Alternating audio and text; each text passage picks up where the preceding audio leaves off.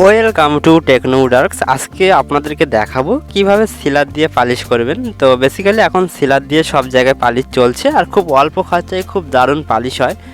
তো এটা হচ্ছে সিলার, আর এটা এনসি স্যান্ডিং সিলার। এটা দিয়েই আমি পালিশ করি অল্প খরচায় এবং দেখতে ভালো লাগে। তো এটাকে মিক্স করবেন কিভাবে, সিলারটা দেখবেন পুরো সাদা থাকবে পুরো।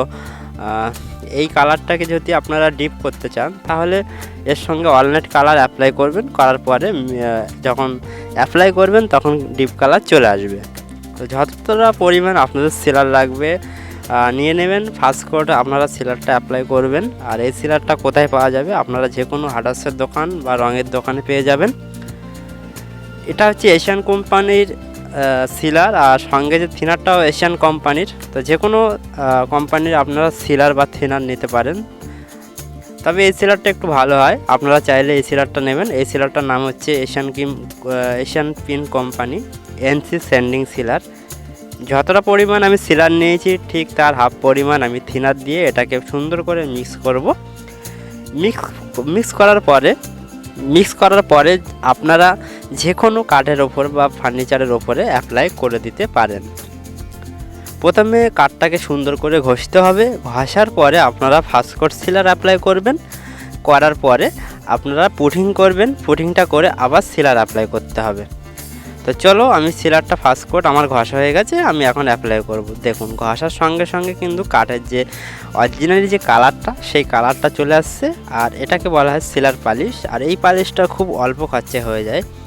সিলার দিয়ে পালিশ করুন, গালা ছাড়াই আপনারা পালিশ করুন সিলার দিয়ে। ফুল ভিডিও দেখতে হলে আমার ইউটিউব চ্যানেলে গিয়ে দেখতে পারেন, ফুল ভিডিও অনেক ভিডিও আছে। তো আমি আজকে বেসিক্যালি দেখাবো সিলার পালিশ করার পরে যে ফাইনাল গ্লেজটা কিভাবে নিয়ে আসা হয়। সিলার যখন আপনারা পালিশ করবেন তখন তো ম্যাট কালার থাকবে, আর যখন আপনারা ফাইনাল যে গ্লেজটা কিভাবে দেবেন বা কি গ্লেজ দিলে ভালো হয়, গ্লেজটা কাঁচের মতো হয়, সেটা দেখাবো। এইভাবে ফার্স্ট কোট সিলার আমি অ্যাপ্লাই করব, তারপরে আবার পুটিং করব। পুটিং করার পরে ঘষতে হবে।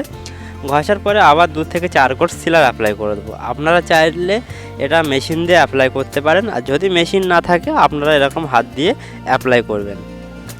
অনেকেই কমেন্ট করছেন যে সিলার পালিশ করতে গেলে যে প্রসেসটা হচ্ছে যে মেশিন যাদের নেই তারা কী করবেন, সিলারটা আপনারা অ্যাপ্লাই করবেন। করার পরে যেটা আপনারা হাত দিয়ে যেটা কাপড় দিয়ে যেটা গ্লেজ করা হয়, যে লেকার দিয়ে অনেকেই অনেক রকম লেখার ব্যবহার করেন, তাদেরকে বলবো এরকমভাবে সিলার পালিশ করুন। তারপরে আপনারা সেই লেকারটা কাপড় দিয়ে অ্যাপ্লাই করুন।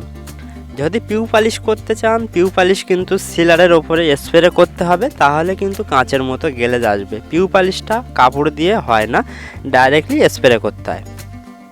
তো যেটা বললাম বেসিক্যালি আমি যেটা দেখাবো গ্লেজটা আমি কি প্রোডাক্ট দিয়ে করি। তা এটা হচ্ছে স্যারলাক্স কোম্পানির পিউ।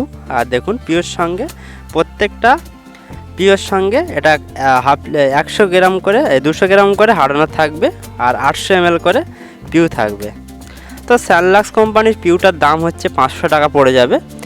আর এটা যদি আপনারা কলকাতা বড়বাজার মার্কেট থেকে নেন তাহলে 470 টাকা দাম পড়বে।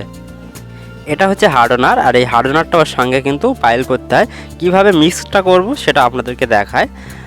তো আবার বলবো 1 লিটারের দাম পড়বে 500 টাকা দাম পড়ে যাবে। তো চলো মিক্স করাটা দেখায়। প্রথমে আমি 1 লিটার সব নিয়ে নেব। আমার 1 লিটার একটা খাটে লেগে যাবে। সামনের সাইডটা পুরো 1 লিটার লেগে যাবে, আর যদি পিছন সাইডটা মারেন তাহলে টোটাল একটা বক্স খাটে আপনাদের 1.5 লিটার পিউ লাগবে। এবার আমি নেব, এর সঙ্গে হার্ডনারটা ফুল দিয়ে দেবো। এইভাবে মিক্সটা করবেন। আর মিক্সটা না করলে কিন্তু ভালোভাবে না মিক্স করলে শুকাবে না, কিন্তু মিক্সটা খুব সুন্দরভাবে করতে হবে, তাহলে কিন্তু তাড়াতাড়ি শুকে যাবে। আর থিনারটা যে কোনো কোম্পানির থিনার নিতে পারেন। এই থিনারটা হালকা পরিমাণ দেবেন। অনেকেই বেশি পরিমাণ থিনার দিচ্ছেন, সেক্ষেত্রে তাদের সাদা সাদা ভাব চলে আসছে। থিনারটা অল্প পরিমাণ দেবেন, দেওয়ার পরে এটাকে ভালোভাবে মিক্স করবেন। মিক্স করার পরে এটা কিন্তু স্প্রে গান দিয়ে অ্যাপ্লাই করতে হবে। আর যাদের মেশিন নেই তাদেরকে বলবো সিলার অ্যাপ্লাই করবেন। করার পরে ডাইরেক্টলি আপনারা যে কোনো লেকার অ্যাপ্লাই করে দেবেন। যেমন মাস বলে একটা লেকার আছে বা উডপিন বলে একটা লেকার আছে, যে কোনো একটা লেকার অ্যাপ্লাই করে দেবেন। কিন্তু যদি আপনারা এই পালিশটা করতে চান, পিউ পালিশটা স্প্রে করতে হবে, তাহলে কিন্তু কাঁচের মতো গ্লেজ আসবে। আর এটা স্যানলাক্স কোম্পানির পিউ, আর এটা কলকাতা বড়বাজার মার্কেটে পাওয়া যায়। আর যারা বাংলাদেশ থেকে ভিডিও দেখেন আপনারা যে কোনো কোম্পানির পিউ নিতে পারেন। ন্যারোলাক্স কোম্পানির পিউটা ওদিকে পাওয়া যায় বাংলাদেশে, সেটাও নিতে পারেন, কোনো সমস্যা নেই। এইভাবে পিউ পালিশ করুন।